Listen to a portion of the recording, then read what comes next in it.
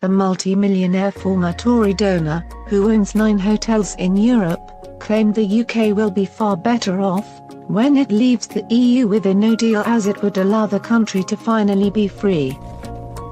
He explained to The Telegraph, "I'd prefer no deal to anything else because then we're fully free, we don't have to pay any money, we can use that £40 billion to invest in the north of England."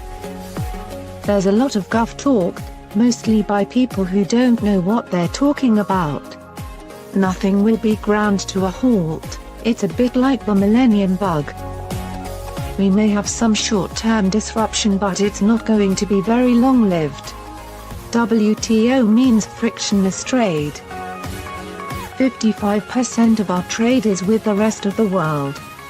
Launching a scathing attack on the Prime Minister and the Chancellor Philip Hammond. The 73-year-old entrepreneur added that the two are arch remainers, who do not believe in disentangling ourselves from Europe.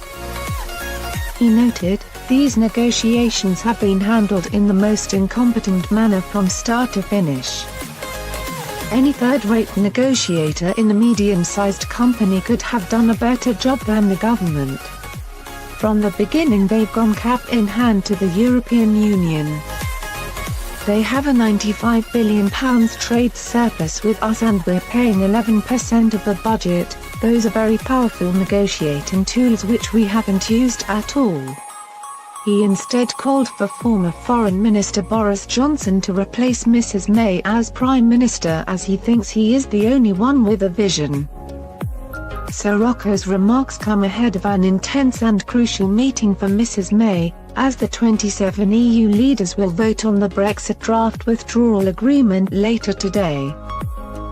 The Prime Minister promised that a brighter future awaits the country if MPs accept her proposal, and she hopes voter pressure will persuade rebels in Parliament to vote her way.